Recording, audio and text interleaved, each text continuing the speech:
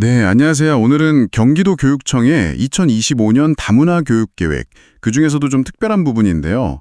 바로 다문화 학생이 많이 모여 있는 학교나 지역을 어떻게 지원할 건지에 대한 이야기입니다.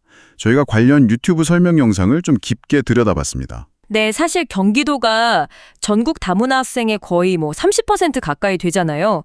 그러다 보니까 특정 학교에 학생들이 확 몰리는 현상이 좀 두드러지죠. 맞아요. 그 밀집도 상위 5개 학교가 전부 경기도 소속이라고 하니까 이게 보통 일이 아니죠. 그래서 경기도의 계획이 중요하고 특히 이 밀집 학교 지원 방안에 관심이 쏠리는 것 같습니다. 자, 그럼 구체적으로 어떤 계획들이 있는지 한번 들어가 볼까요? 우선 눈에 띄는 게 교육 국제화 특구 운영을 좀 더 강화하겠다는 건데요. 아, 안산하고 시흥 말씀이시죠? 네, 맞습니다. 안산 시흥 중심으로 3기 특구 운영을 더 내실 있게 다지겠다는 계획이에요.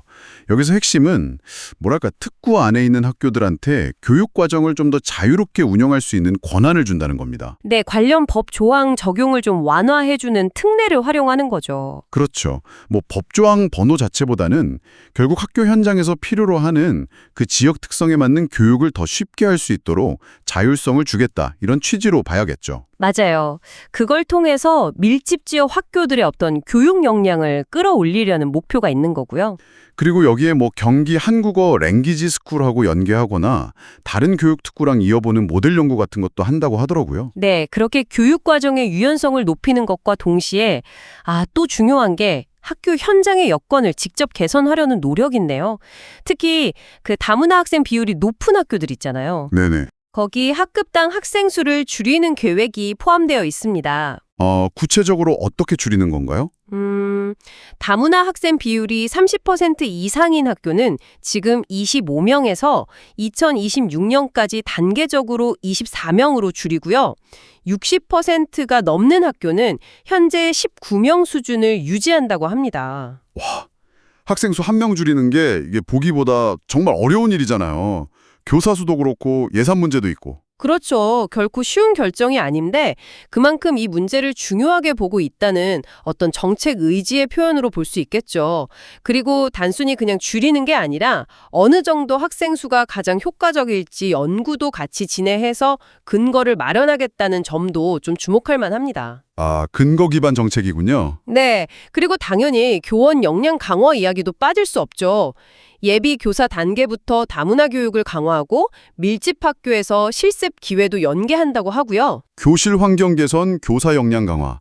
다 중요한데 여기서 더 나아가서 정말 실질적인 지원책도 있더라고요. 어떤 걸 말씀하시는 거죠? 그 이주 배경 주민들 있잖아요. 결혼 이주민이나 영주권자, 귀화자분들 중에서 한국어랑 또 모국어 둘 다 잘하시는 분들, 네네. 이분들을 임기제 교육행정직으로 채용해서 그 밀집 지역 학교에 배치한다는 계획이요. 그거 정말 필요한 부분인데요. 네, 우선 안산, 화성, 오산부터 시작한다고 하는데 뭐 러시아어 배경 이런 분들도 고려하고요. 이분들이 이제 학교에서 입학이나 편입학 절차 돕고 통번역이나 상담 지원해주면 와, 이건 진짜 학생이나 학부모님들께 큰 힘이 될 것 같아요. 맞습니다. 단순 인력 배치를 넘어서 정말 소통의 다리가 되어줄 수 있겠네요. 언어 장벽 해소에 큰 도움이 되겠죠. 그렇죠. 그리고 행정 서류 같은 것도 뭐 입학 서류나 거주 증명서 이런 거요. 이것도 여러 언어로 좀 표준화해서 번역본을 늘리고 필요하면 AI 번역 시스템까지 활용하는 걸 생각하고 있대요. 오, 행정적인 편의성까지 고려하는 거군요. 네, 여러모로 신경 쓴 티가 납니다. 맞습니다. 이렇게 개별 학생이나 학교에 대한 직접적인 지원도 중요하지만 더 넓은 차원에서 어떤 협력 체계를 만들려는 움직임도 중요하게 다뤄지고 있습니다. 협력 체계라면 어떤 걸 말하나요? 예를 들어서 경기 다문화교육진흥위원회 같은 기구를 운영한다거나 지역사회 여러 기관들이 같이 참여하는 민관학 협의체 같은 걸 만드는 거죠.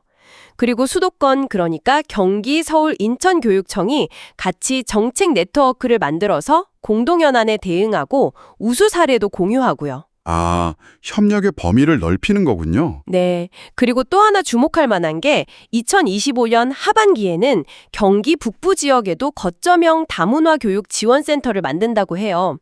이걸 통해서 북부 권역에도 한국어 교육 기회를 늘리고 이중언어 교육도 더 활성화하겠다는 계획입니다. 그렇군요. 이 모든 노력들을 보면 결국에는 어떤 개별적인 지원들을 하나로 묶어서 지역사회 전체가 함께하는 그런 지속 가능한 다문화 교육 생태계를 만들려고 하는 거다. 이렇게 볼 수 있겠습니다. 점 단위 지원을 넘어서 시스템 전체를 좀 강화하려는 접근인 거죠. 들어보니까 정말 다각적인 접근이네요. 정리해보면 특구를 통해 학교에 자율성을 주고 학급당 학생 수를 줄여서 교실 여건을 개선하고 또 이중언어가 가능한 행정 인력을 직접 투입하고 행정소료 부담도 덜어주고 동시에 지역사회나 다른 교육청과 협력망까지 구축한다. 와, 그래서 이 모든 계획들이 궁극적으로 의미하는 바는 뭘까요? 네, 그 경기도의 다문화 학생 규모나 또 밀집 현상을 생각해 보면요. 이제는 뭐 개별 학생 지원만으로는 좀 한계가 있다. 이런 인식이 반영된 결과라고 보입니다. 그러니까 단기적인 처방보다는 좀 더 장기적이고 체계적인 교육 인프라를 구축하고 또 지역 특성에 맞는 그런 맞춤형 지원 시스템을 만들겠다. 이런 강력한 의지를 보여주는 거라고 생각합니다. 그런데 여기서 한 가지 좀 더 생각해 볼 지점이 있는 것 같아요. 어떤 점이죠? 이렇게 특정 밀집 학교에 자원이나 인력을 집중적으로 투입하고 특화된 지원을 하는 건 물론 긍정적인 효과가 아직 크겠죠. 근데 혹시 우리가 의도하지 않은 다른 영향은 없을까 하는 점입니다. 의도치 않은 영향이라면 예를 들어 네, 예를 들면 자원이 이렇게 집중되는 학교랑 그렇지 않은 학교 사이에 어떤 격차 문제가 생길 수도 있고요. 혹은 그 학교 안에서 다문화 학생하고 비다문화 학생 간의 관계에 좀 미묘한 변화가 생길 수도 있지 않을까 하는 거죠. 이런 부분들은 앞으로 정책을 시행하면서 계속 좀 세심하게 살펴봐야 할 지점인 것 같습니다. 여러분도 한번 같이 고민해 보시면 좋겠습니다.